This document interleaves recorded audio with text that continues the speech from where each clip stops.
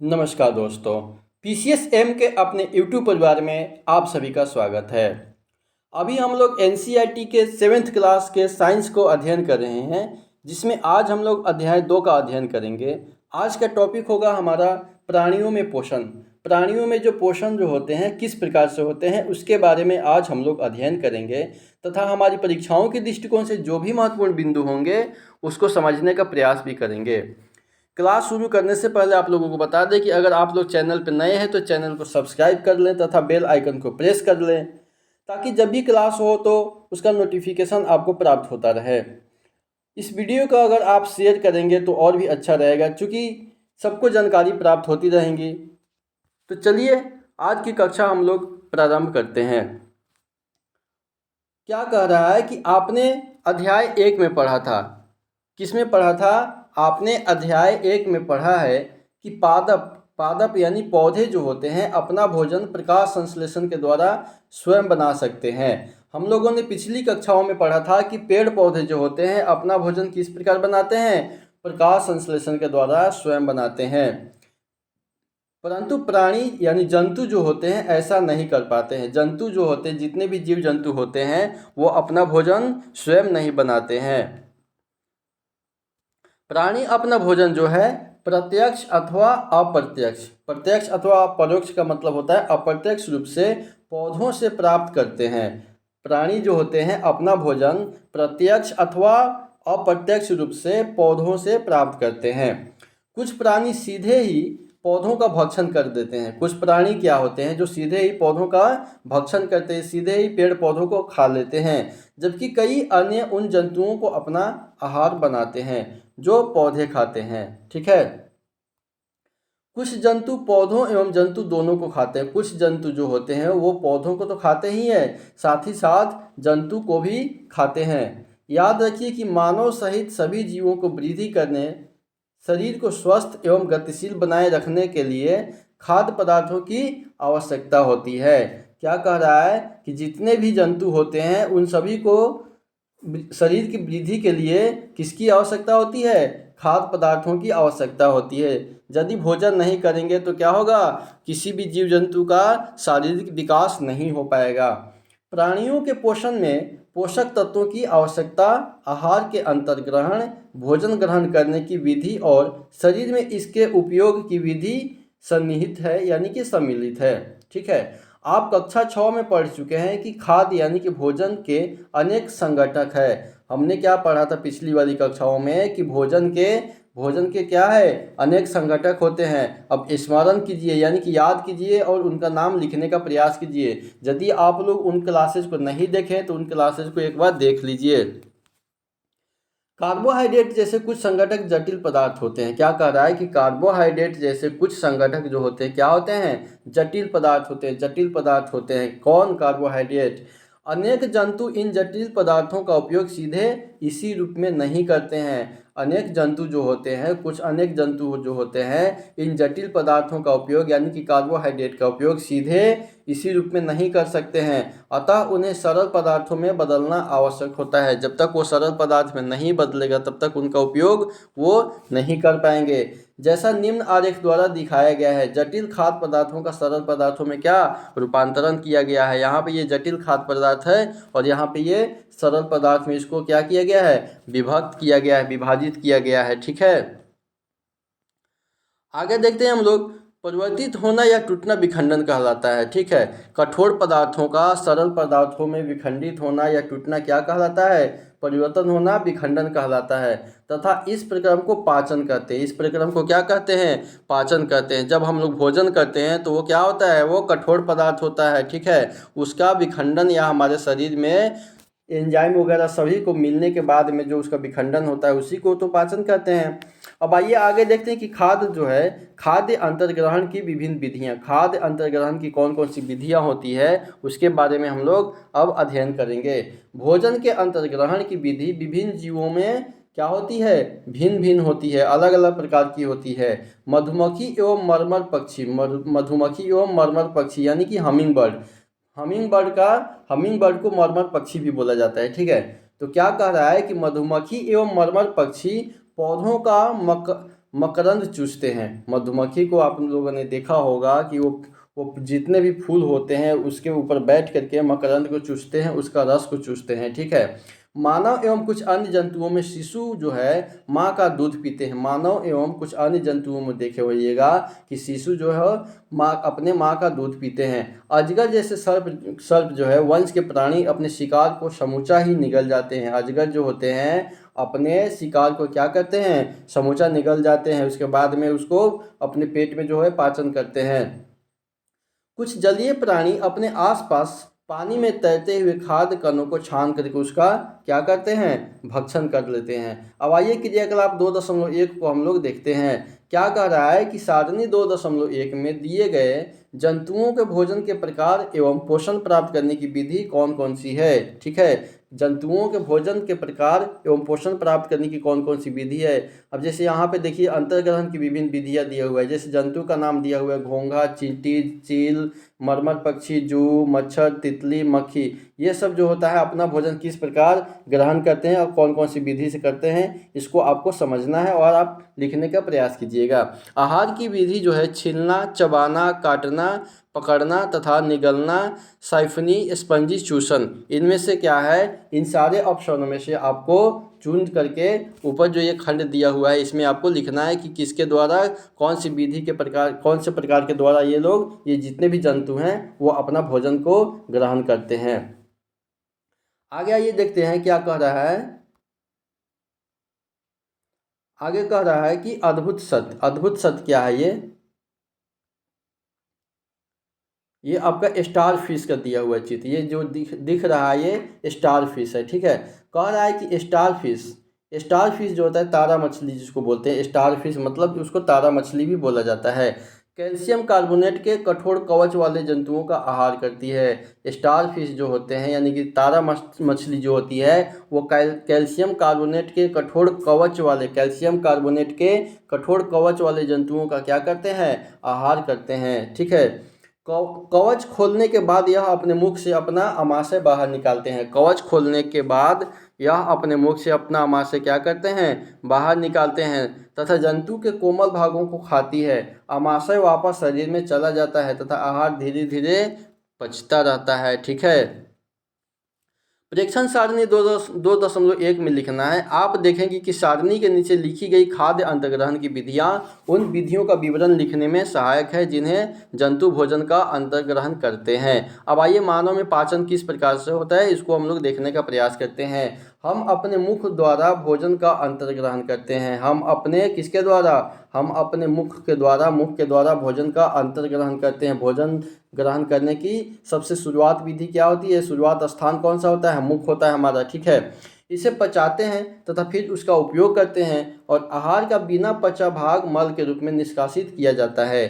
क्या आपने कभी यह जानने का प्रयास किया है कि शरीर के अंदर भोजन का क्या होता है। भोजन एक सतत नली से गुजरता है। भोजन क्या होता है, एक सतत नली से गुजरता है जो मुख गुहिका से प्रारंभ होकर के गुदा तक यानी एनस तक जाती है। मुख गुहिका से प्रारंभ होकर के कहाँ तक जाती है, एनस तक जाती है, गुदा तक जाती है। इस नली को विभिन्न भागों में बांट सकते हैं। इस नली को कितने भागों में बांट सकती है, तो विभिन्न भागों में बांट सकती है। जैसे मुख गुहिका होता है, सबसे पहले भोजन मुख गुहिका में जाता है, उसके बाद में ग्रास नली में जाता है, उसके बाद में ग्रास नली या ग्रसिका में जाता है। फिर उसके बाद में अमाशय में जाता है, अमाशय में, फिर उसके बाद में क्षुद्रांत में। क्षुद्रांत छोटी आंत का भाग होता है। क्षुद्रांत किसका भाग होता है, छोटी आंत का भाग होता है। उसके बाद में बृहदांत यानी कि बड़ी आंत में जाता है। बृहदांत यानी बड़ी आंत में जाता है जो मलाशय से जुड़ी होती है।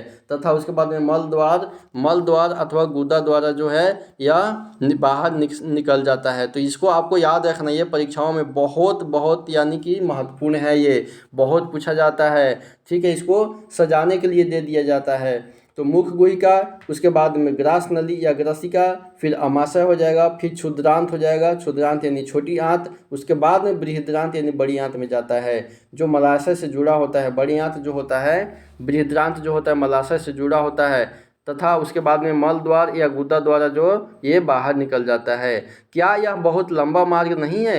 ये सभी भाग मिलकर के आहार नाल यानी पाचन नली का निर्माण करते हैं। ये सभी मिलकर के किसका निर्माण करते हैं, पाचन नली का निर्माण करते हैं। जैसे जैसे क्या कह रहा है कि जैसे जैसे भोजन विभिन्न भागों से गुजरता है, जैसे जैसे भोजन जो है कहाँ से गुजरता है, विभिन्न भागों से होकर के गुजरता है, उसके विभिन्न घटकों का पाचन भी क्रमिक रूप से होता जाता है। आमाशय की आंतरिक भित्ति क्षुद्रांत तथा आहार नाल से संबंध विभिन्न ग्रंथियों जैसे कि लाला ग्रंथि, यकृत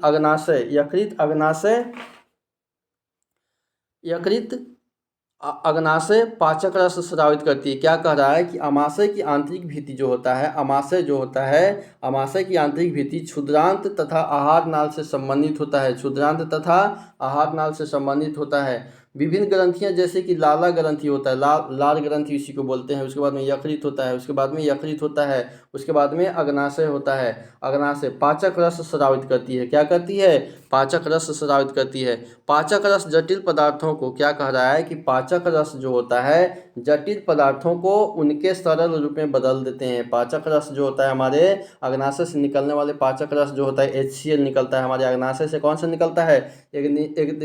HCl निकलता है। ये हमारे जटिल पदार्थों को उनके सरल रूप में बदल देते हैं। आहार नाल एवं संबंध ग्रंथियां मिलकर के पाचन तंत्र का निर्माण करते हैं। आहार नाल एवं संबंध ग्रंथियां मिलकर के किसका निर्माण करते हैं? पाचन तंत्र का निर्माण करते हैं। चित्र संख्या 2.2 में यहाँ पे देखिए, सबसे पहले क्या दिया हुआ है? मुख गुहिका में भोजन जाता है, उसके बाद में लाल ग्रंथि दिया हुआ है। ठीक है, यहाँ पे लाल ग्रंथि दिया हुआ है। मुख गुहिका में जाता है, फिर उसके बाद में ग्रसिका में जाता है, फिर उसके बाद में ग्रसिका या ग्रास नली में जाता है। उसके बाद में यहाँ पे यकृत दिखाया गया है। यहाँ पे पित्ताशय है, पित्त पित्ताशय में रहता है। पित्त जो होता है कहाँ रहता है? पित्त जो होता है पित्ताशय में रहता है। पित्त का निर्माण यकृत में होता है।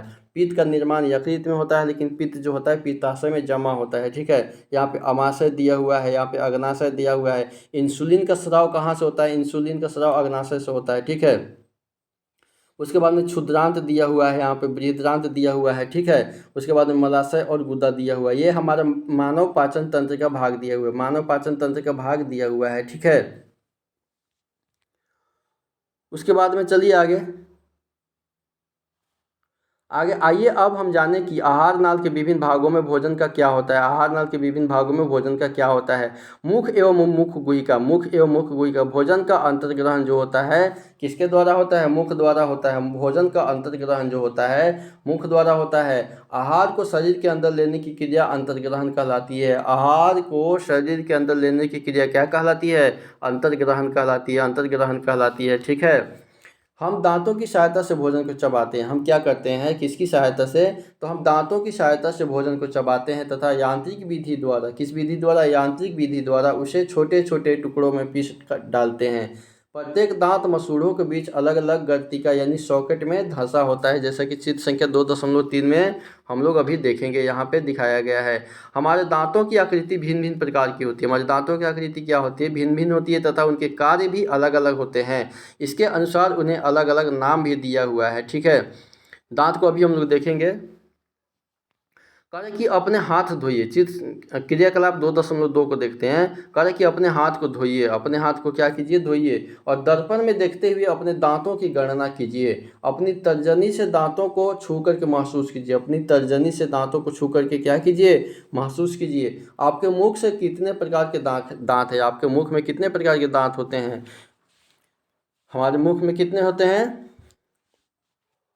तो 32 प्रकार के दांत होते हैं, 16 ऊपर 16 नीचे। ठीक है, एक सेव अथवा रोटी का टुकड़ा लेकर के उसे काटिए। आप उसे काटने यानी कर्तन करने एवं दंश के लिए किन दांतों का उपयोग करते हैं? काटने के लिए किसका उपयोग करते हैं? और कौन से दांत खाद्य पदार्थ को चीरने यानी भेदन करने में और फाड़ने में काम आते हैं? उन दांतों को भी पहचानिए। जो चबाने एवं पीसने के काम आते हैं उनका भी परीक्षण अपनी सारणी 2.2 में कीजिए। ठीक है, आगे देखते हैं। यहाँ पे जो दांत दिया हुआ है, यहाँ पे दांतों को देख लेते हैं कि यहाँ पे चर्वनक होता है, सबसे पीछे वाले भाग होता है, अग्र चर्वनक होता है, रदनक होता है, कृदंत होता है। ये दांतों की व्यवस्था तथा विभिन्न प्रकार के दांत होते हैं। ठीक है, यहाँ पे कृदंतक होता है। कृदंतक को क्या बोलते हैं? कृदंतक को इंग्लिश में क्या बोलते हैं? तो कृदंतक को इंग्लिश में इंसीजर बोलते हैं। क्या बोलते हैं? इंसीजर बोलते हैं। और रदनक को क्या बोलते हैं? रदनक को बोलते हैं कैनाइन। रदनक को कैनाइन बोलते हैं, और कृदंत को क्या बोलते हैं? इंसीजर बोलते हैं। कृदंतक जो होता है हमारा, ये कृदंतक जो होता है आगे वाले जो चार चार दांत दिखा रहे हैं ये कृदंतक होता है। कृदंतक को इंसीजर बोलते हैं, इंसीजर बोलते हैं, ठीक है। उसके बाद में दो दांत होता है, दो दांत कौन सा होता है, उसके बाद में उसको रदनक बोलते हैं। क्या बोलते हैं? रदनक यानी कि कैनाइन बोलते हैं, ठीक है। उसके पीछे वाला भाग अग्रचर्वक है। अग्रचर्वक है यानी कि प्रीमोलर, प्रीमोलर यानी कि चार दांत है, ठीक है। प्रीमोलर चार दांत होते हैं, ठीक है, अग्रचर्वक। उसके पीछे में चर्वणक है, चर्वणक है, चर्वणक में छह दांत होते हैं, पीछे छह दांत है, तीन इधर और तीन इस साइड में है, ठीक है। इसको क्या बोलते हैं? मोलर बोलते हैं, ठीक है। इसको क्या बोलते हैं? मोलर बोलते हैं।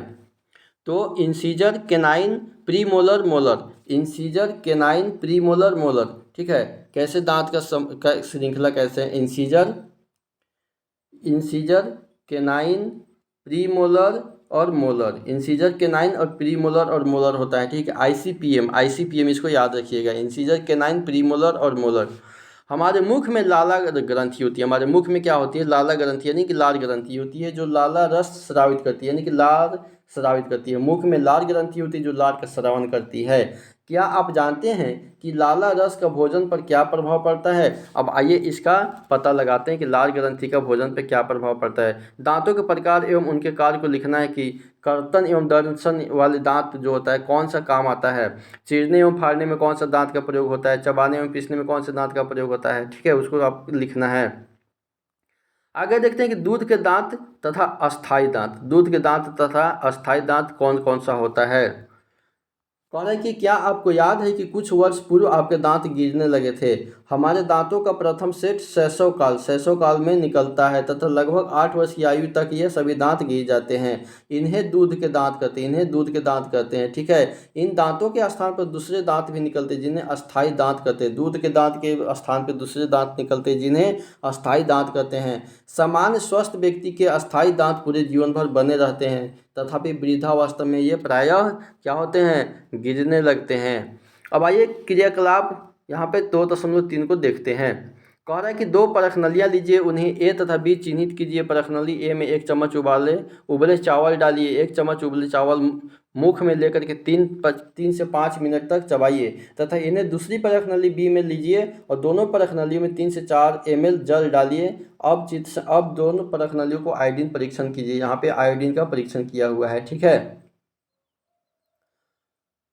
विलयन की 2-3 बूंद डालिए तथा उनका परीक्षण कीजिए। आप परखनली ए तथा बी में क्या अंतर देखते हैं? परखनली के रंग में परिवर्तन क्यों आता है? परखनली में जो होता है रंग में परिवर्तन आने लगता है। परिणामों की चर्चा अपने मित्रों एवं अध्यापकों से कीजिए। लाला रस यानी कि लाल रस जो है चावल के मंड को शर्करा में बदल देता है। लाल रस जो होता है, लाल रस जो होता है चावल के मंड को जो है शर्करा में क्या करता है? बदल देता है। जीभ एक मांसल पेशीय अंग है। जीभ क्या है? तो जीभ एक मांसल पेशीय अंग है। जीभ क्या है? जीभ एक मांसल पेशीय अंग है। जीभ क्या है? तो जीभ एक मांसल पेशीय अंग है। जीभ जो पीछे की ओर मुख गुहिका के अधर तल से जुड़ी होती है। इसका अग्रभाग स्वतंत्र होता है और किसी भी दिशा में मुड़ सकता है। क्या आपको जीभ जीभ के कार्य ज्ञात है? जीभ का काम क्या होता है? हम बोलने के लिए जीभ का उपयोग करते हैं। इसके अतिरिक्त यह भोजन में क्या करता है? भोजन में सहायता करता है। जीभ पर स्वाद के विभिन्न क्षेत्र, ये जीभ पर भोजन के स्वाद का हम जो भोजन करते हैं उसका स्वाद हमको कहाँ पता चलता है? जीभ के विभिन्न भागों से पता चलता है, जो कि यहाँ पे भाग दिखाया गया है, ठीक है। यहाँ पे क्या कह रहा है? मिठाइयाँ और दंत क्षय के बारे में देखते हैं। मिठाइयाँ और दंत क्षय के बारे में हम लोग देखते हैं। कह रहे कि सामान्यतः हमारे मुख में जीवाणु पाए जाते हैं। हमारे मुख में क्या पाए जाते हैं? बैक्टीरिया पाए जाते हैं, परंतु उनसे हमें कोई हानि नहीं होती है। फिर भी खाने के पश्चात यदि हम दांत एवं मुख साफ ना करें तो मुख में अनेक हानिकारक जीवाणु वास करके वृद्धि करने लगते हैं। ये जीवाणु दांतों के बीच फंसे भोजन की शर्करा का विघटन करके अम्ल निर्मोचित करते हैं। और यह जानने के लिए अम्ल क्या है, अध्याय 5 देखिए। अध्याय 5 को देखेंगे हम लोग कि अम्ल क्या है, ठीक है। यह अम्ल धीरे धीरे दांत को क्षति पहुंचाते हैं। चित्र संख्या 2.5 में देखेंगे कि इसे दंत क्षय कहते हैं। यदि समय रहते इसका उपचार ना किया जाए तो दांतों में असह्य पीड़ा होने लगती है तथा चरम अवस्था में टूट करके क्या होते हैं? गिर जाते हैं। चॉकलेट, ठंडे पेय तथा चीनी युक्त मिठाइयाँ, ठंडे पेय तथा चॉकलेट तथा चीनी युक्त मिठाइयाँ और अन्य पदार्थ जो होता है दंत क्षय के लिए मुख्य रूप से उत्तरदायी होता है। दंत क्षय के लिए मुख्य रूप से उत्तरदायी होता है। ये दंत क्षय की क्रमिक अवस्थाएं होती है। देखिए कि दंत क्षय ए में कैसे है, बी में कैसे है, सी में कैसे और डी में कैसे हो जाता है। ठीक है, अतः प्रत्येक व्यक्ति को प्रतिदिन कम से कम 2 बार ब्रश अथवा दातुन करनी चाहिए तथा कुछ भी खाने के तुरंत बाद कुल्ला करना चाहिए। मुख के अंदर गंदी अंगुली अथवा बिना धुली वस्तु नहीं डालनी चाहिए। ठीक है, आगे आइए देखते हैं, इसको मिलाने का कार्य करती है। क्या कह रहा है, किसको कार्य करती है। इसके अतिरिक्त यह भोजन में लार जो होता है, लार को मिलाने का कार्य करती है तथा निगलने में भी, जीभ जो है वो निगलने में भी सहायता करती है। किसी भी भोजन को हम लोग करते हैं तो उसको निगलने में कौन सहायता करती है, जीभ ही सहायता करती है। जीभ द्वारा ही हमें स्वाद का पता चलता है। जीभ पर स्वाद कलिकाएं होती है जिनकी सहायता से हमें विभिन्न प्रकार के स्वाद का पता चलता है। ठीक है, क्रियाकलाप 2.4 द्वारा हम स्वाद कलिकाओं की स्थिति का पता लगा सकते हैं। अब आइए क्रियाकलाप 2.4 को देखते हैं। निम्न पदार्थों के अलग अलग विलयन को तैयार करना है। क्या कर रहे हैं, निम्न पदार्थों के अलग अलग विलयन तैयार करना है। चीनी का विलयन करना है, नमक का विलयन, नींबू का रस और नीम की पत्ती अथवा करेले का रस का विलयन तैयार करना है। अपने किसी मित्र की आंखों पर पट्टी बांध करके उससे अपनी जीभ बाहर निकालकर सीधी रखने के लिए कहिए। चित्र संख्या 2.6 में देखेंगे कि जीभ के विभिन्न क्षेत्रों के ऊपर उपरोक्त में से किसी एक विलयन के नमूने की 1-2 बूंद रखिए और विलयन रखने के लिए दांत कुरेदने की सींक का उपयोग करें। इस प्रक्रिया को अन्य विलयनों के साथ दोहराइए और प्रत्येक विलयन के लिए पृथक पृथक सींक का उपयोग कीजिए। अपने मित्र से पूछिए कि जीभ के किस क्षेत्र से उसे मीठे, नमकीन, खट्टे एवं कड़वे स्वाद का अनुभव होता है। मीठे, नमकीन, खट्टे एवं कड़वे स्वाद में कौन कौन से आते हैं, मीठे, नमकीन, खट्टे एवं कड़वे स्वाद का पता लगाइए, अनुभव कीजिए। अब अपने परीक्षण रिकॉर्ड करें तथा चित्र संख्या 2.6 में दिखाए गए प्रत्येक क्षेत्र में उस स्वाद का लिखिए जिसका संवेदन यानी कि अनुभव उसके द्वारा होता है। अन्य सहपाठियों के साथ इस क्रियाकलाप को भी क्या कर सकते हैं, आप दोहरा सकते हैं। अब आइए आगे देखते हैं भोजन नली या ग्रसिका के बारे में। भोजन नली या ग्रसिका के बारे में देखते हैं। निगला हुआ ग्रास नली अथवा ग्रसिका में जाता है। निगला हुआ भोजन कहाँ जाता है, ग्रास नली अथवा ग्रसिका में जाता है। चित्र संख्या 2.2 को देखेंगे। ग्रसिका गले एवं, ग्रसिका जो होता है गले एवं वक्ष से होती हुई जाती है। जैसे कि चित्र संख्या हम लोग पहले ही देखे हैं। ग्रसिका की भित्ति के संकुचन से भोजन नीचे की ओर सरकता है। ग्रसिका की भित्ति के संकुचन से भोजन कहाँ जाता है, नीचे की ओर सरकता जाता है। वास्तव में संपूर्ण आहार नाल संकुचित होती रहती है। आहार नाल क्या होती है, अब एक दूसरे में संकुचित होती रहती है तथा यह गति भोजन को नीचे की ओर धकेलती रहती है। ठीक है, कभी कभी हमारा आमाशय खाए हुए भोजन को स्वीकार नहीं करता है। कभी कभी क्या होता है, जो हम भोजन करते हैं वो हमारे आमाशय में जाता है लेकिन उसको वो स्वीकार नहीं करता है। फलस्वरूप वमन द्वारा उसे बाहर निकाल दिया जाता है। ऐसी घटना याद कीजिए जब भोजन के बाद आपने वमन किया हो तथा इसके कारण के विषय को सोचिए। यानी खाने के बाद जो भोजन नहीं पचता है उसको क्या करते हैं, उसको उल्टी कर देते हैं हम लोग, बस सीधी सी बात है। अपने अभिभावकों एवं अध्यापक से इस विषय पर चर्चा कीजिए। ये भोजन हमारा आता है, उसके बाद में ग्रसिका में आता है, यहाँ पे आमाशय में आता है। ग्रसिका में भोजन की गति। ठीक है, अब आइए हम लोग आमाशय के बारे में देखते हैं कि आमाशय क्या है। आमाशय मोटी भित्ति वाली एक थैली नुमा संरचना है। आमाशय क्या है, आमाशय जो होता है मोटी भित्ति वाली एक थैली के आकार की संरचना होती है। यह चपटा एवं जे की आकृति का होता है। आमाशय किस आकृति का होता है, चपटा एवं जे की आकृति का होता है। आमाशय चपटा एवं जे की आकृति का होता है। चपटा एवं जे की आकृति का कौन होता है, हमारा आमाशय होता है। तथा आहार नाल का सबसे चौड़ा भाग होता है। आहार नाल का सबसे चौड़ा भाग कौन सा होता है, आमाशय होता है। आहार नाल का सबसे चौड़ा भाग कौन सा होता है, आमाशय होता है, जो जे की आकृति का होता है।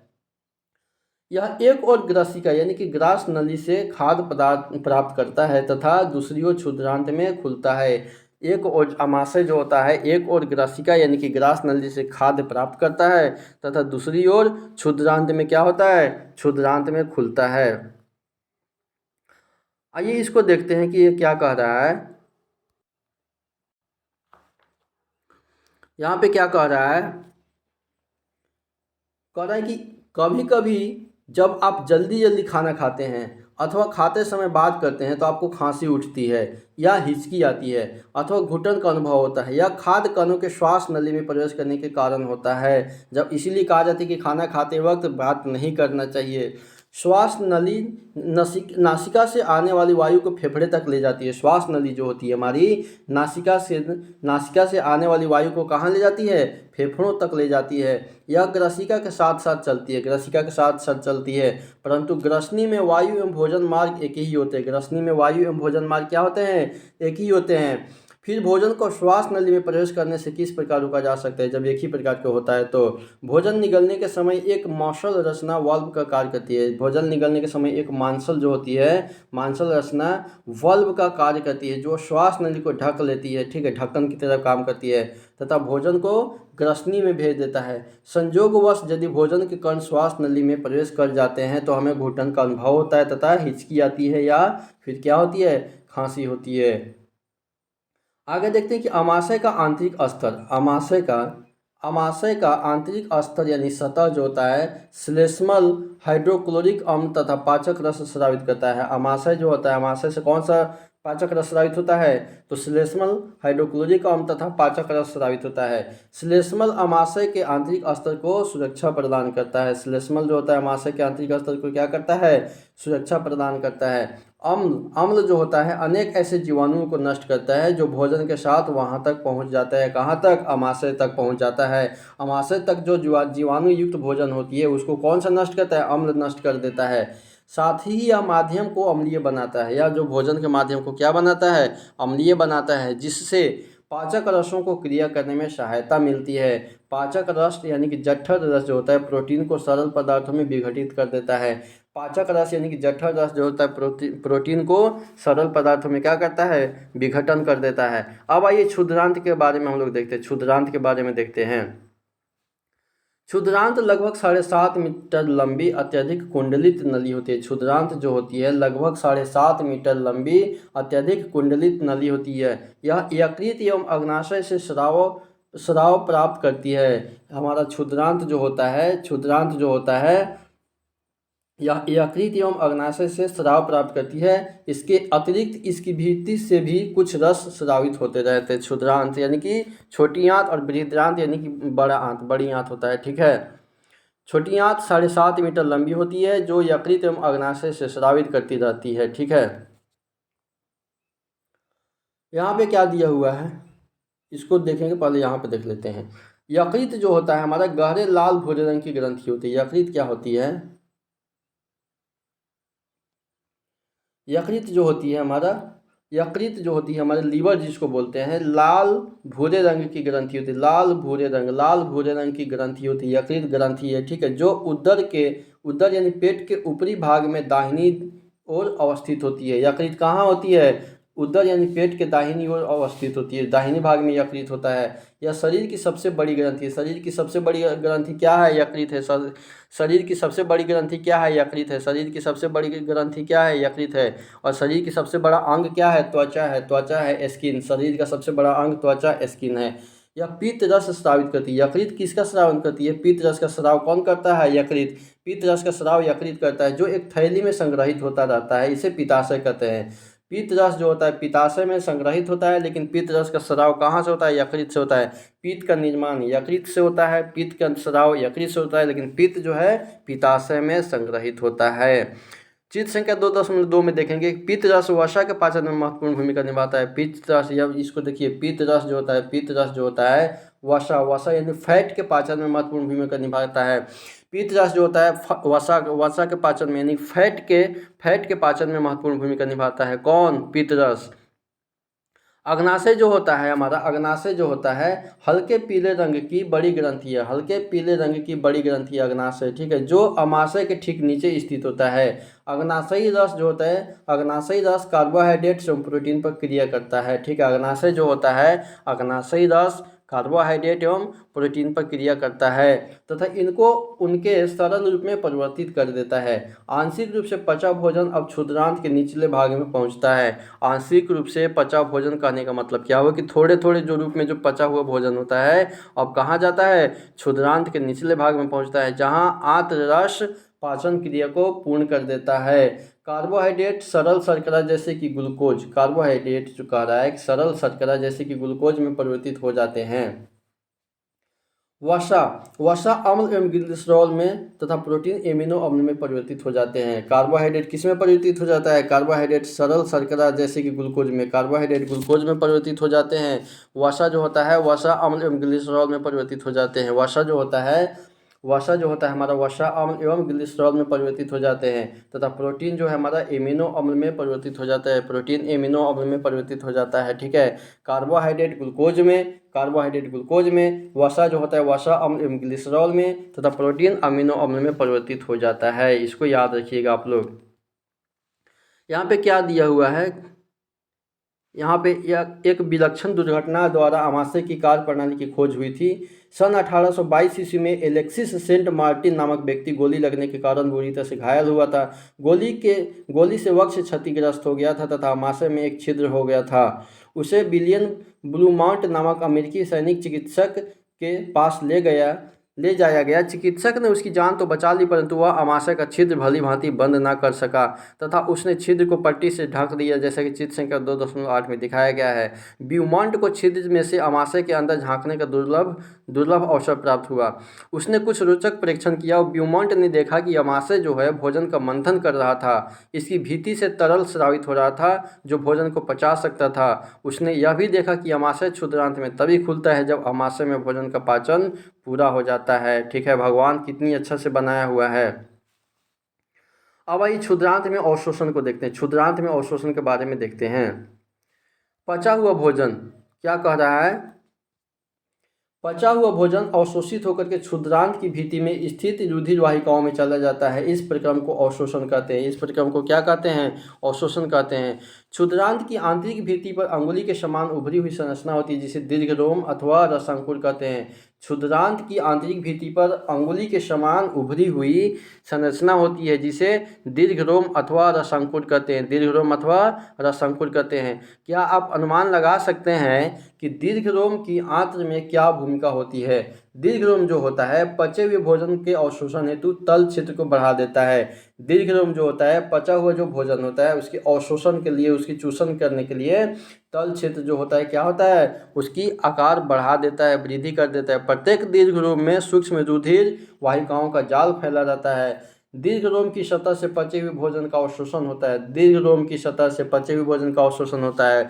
पचे हुए भोजन का अवशोषण कहाँ से होता है? दीर्घरोम से होता है तथा यह रुधिर वाहिकाओं में चला जाता है। अवशोषित पदार्थों का स्थानांतरण रुधिर वाहिकाओं द्वारा शरीर के विभिन्न भागों तक होता है जहां उनका उपयोग जटिल पदार्थों को बनाने में किया जाता है। इस प्रक्रम को स्वांगीकरण कहते हैं। इस प्रक्रम को क्या कहते हैं? स्वांगीकरण कहते हैं।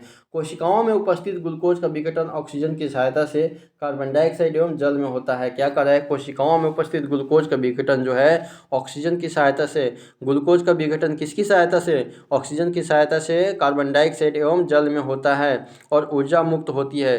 भोजन का वह भाग जिसका पाचन नहीं हो पाता है अथवा अवशोषण नहीं होता है बृहदान्त्र में भेज दिया जाता है। कहाँ भेज दिया जाता है? बृहदान्त्र में, यानी कि बड़ी आंत में भेज दिया जाता है। यहाँ पे स्वांगीकरण के बारे में दिया हुआ है।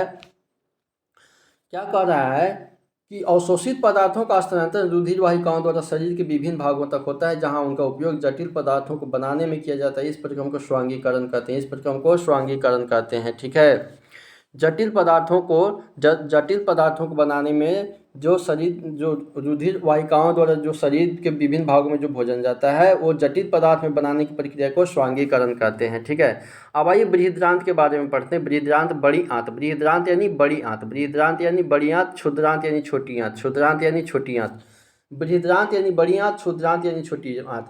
अब बृहदान्त्र का मतलब क्या हुआ? बृहदान्त्र जो है क्षुद्रांत की अपेक्षा चौड़ी एवं छोटी होती है।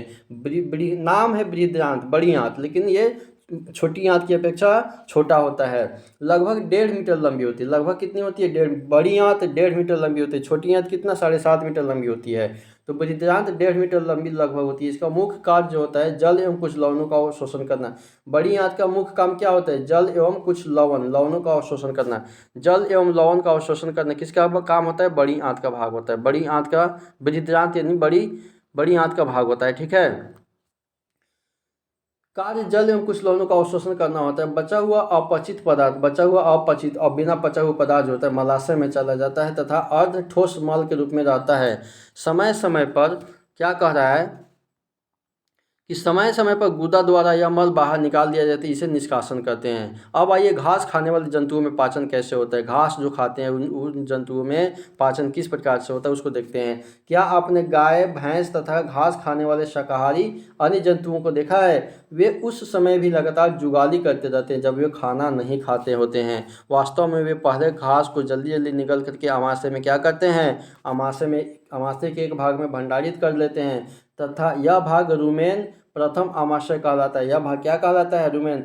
जब कोई भी जैसे गाय भैंस जो होता है बड़े बड़े बड़े चारा जो होता है उसको डायरेक्ट निगल लेता है। निगलने के बाद में उस भाग को, उस चारा को अपने आमाशय के एक जगह में, एक भाग में उसको रख देता है जिसको रुमेन कहलाता है, यानी प्रथम आमाशय कहलाता है। उसके बाद में वहाँ से भोजन को निकाल करके भी धीरे धीरे पाचन करता है, जिसको हम लोग बोलते हैं कि जुगाली कर रहा है। रूमिनेंट में आमाशय 4 भागों में बांटा होता है। रुमेन में भोजन का आंशिक पाचन होता है। रुमेन में क्या होता है? भोजन का आंशिक पाचन होता है जिसे जुगाल कहते हैं, कड कहते हैं। परंतु बाद में जंतु इसको छोटे छोटे पिंडों के रूप में पुनः मुख में लाता रहता है और वो बैठ कर चबाते रहते हैं, जिसे वह चबाता रहता है। इस प्रक्रम को क्या कहते हैं? रोमंथन कहते हैं। यहाँ पे देखिए, यहाँ पे किसी रोमंथी का आमाशय दिया हुआ, महाशय अर्धनाल बृहदान्त यहाँ पे दिया हुआ है। ये आपका रुमेन है और क्षुद्रांत है यहाँ पे ग्रसिका है। ठीक है, यहाँ पे दस्त के बारे में दिया हुआ है। कभी कभी आपको जल रूपी पतले मल के बार बार निष्कासन की आवश्यकता होती है, इस स्थिति को दस्त कहते हैं। यह संक्रमण खाद्य विषाक्तता अथवा अपच के कारण होता है। भारत में विशेष करके बच्चों में यह अति सामान्य स्थिति है। चरम अवस्था में यह घातक भी हो सकता है। इसका मुख्य कारण शरीर से जल एवं लवण की अत्यधिक क्षति होना होता है। इसे सहजता से नहीं टालना चाहिए।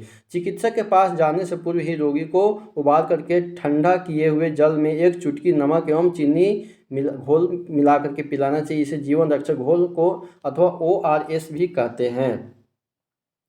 आइए, ये जो जुगाली करना कहते हैं, जो बाद में जो रुमिटेंट में भोजन को निकाल करके जो मुंह में जो अपना जुगाली करते हैं, चबाते हैं, उसको जुगाली कहते हैं। तथा ऐसे जंतु रुमिटेंट अथवा रोमंथी कहलाते हैं। ऐसे जंतु क्या कहलाते हैं? रुमिनेंट अथवा रोमंथी कहलाते हैं। घास में सेलुलोज की प्रचुरता होती है। घास में सेलुलोज की प्रचुरता होती है, जो एक प्रकार का कार्बोहाइड्रेट है। सेलुलोज क्या है? सेलुलोज एक प्रकार का कार्बोहाइड्रेट है जो घासों में पाया जाता है। किसी रुमिनेंट अथवा रोमंथी पशु, हिरन आदि के रुमेन में सेलुलोज का पाचन करने वाले जीवाणु पाए जाते हैं। बहुत से जंतु एवं मानव जो है सेलुलोज का पाचन नहीं कर पाते। बहुत से जंतु एवं मानव क्या है? सेलुलोज का पाचन नहीं कर पाते हैं। जानवर में जैसे घोड़ा, खरगोश आदि में क्षुद्रांत एवं बृहदान्त के बीच एक थैलीनुमा बड़ी संरचना होती है, जिसे अंधनाल कहते हैं। जिसे क्या कहते हैं? अंधनाल कहते हैं। भोजन के सेलुलोज का पाचन यहाँ पर कुछ जीवाणुओं द्वारा किया जाता है, जो मनुष्य के आहार नाल में अनुपस्थित होता है।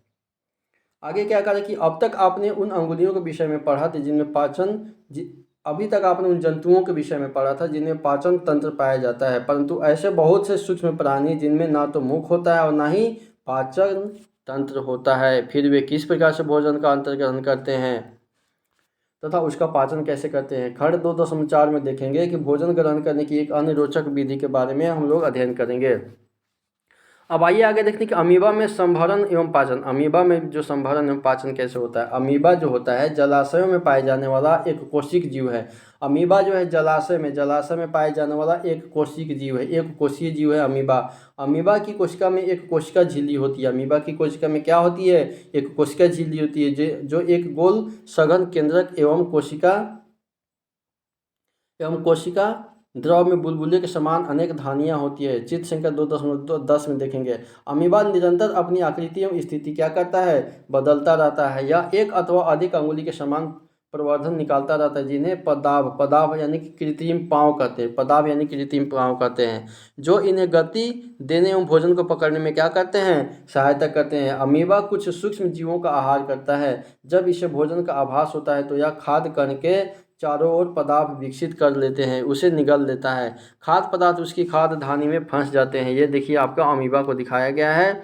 अमीबा का यहाँ पे ये खाद्य धानी दिखाया हुआ है, पदार्थ दिया हुआ है, खाद्य कणिका अंतर्ग्रहण और बहिक्षेपित अपशिष्ट दिया हुआ है। उसके बाद यहाँ पे केंद्रक दिया हुआ है। ठीक है, खाद्य धानी में ही पाचक रस स्रावित होता है और ये खाद्य पदार्थ पर क्रिया करके उन्हें सरल पदार्थों में बदल देते हैं। पचा हुआ खाद्य धीरे धीरे अवशोषित हो जाता है। अवशोषित पदार्थ जो होता है अमीबा की वृद्धि, रख रखाव एवं गुणन के लिए उपयोग किए जाते हैं तथा बिना पचा हुआ अपशिष्ट खाद्य धानी द्वारा बाहर निकाल दिया जाता है। भोजन के पाचन का आधारभूत परिक्रम सभी प्राणियों में समान होता है। भोजन के पाचन का जो प्रक्रिया है सभी प्राणियों में क्या होता है, लगभग एक ही समान होते हैं, जिसमें खाद्य पदार्थ सरल पदार्थ में परिवर्तित किए जाते हैं एवं ऊर्जा मुक्त होती है। अगले अध्याय में आप आंत्र द्वारा अवशोषित खाद्य पदार्थों का शरीर के अन्य भागों में स्थानांतरण के विषय में क्या करेंगे, पढ़ेंगे। आइए आगे कुछ देखते हैं हम लोग। जंतु पोषण में पोषण आवश्यकताएं, भोजन अंतर्ग्रहण की विधियां एवं शरीर में इनका उपयोग सम्मिलित है। ये सभी तो हम लोग देख ही लिए हैं, ठीक है। जो हम लोग पहले पढ़ चुके उसी को यहाँ पे दिया हुआ है। यहाँ पे दिया हुआ है कुछ अभ्यास प्रश्न दिया हुआ है कि उचित शब्द द्वारा रिक्त स्थानों की पूर्ति कीजिए, ठीक है। चलिए वैसे तो हम इस प्रश्न को जो है उसको लेकर के ही हम आएंगे। तो चलिए आज की कक्षा यहीं पे हम समाप्त करते हैं। हम उम्मीद करेंगे कि वीडियो आप लोगों को अच्छा लगा होगा, कुछ ना कुछ सीखने को अवश्य मिला होगा। चलिए वीडियो देखने के लिए आप सभी का बहुत बहुत धन्यवाद।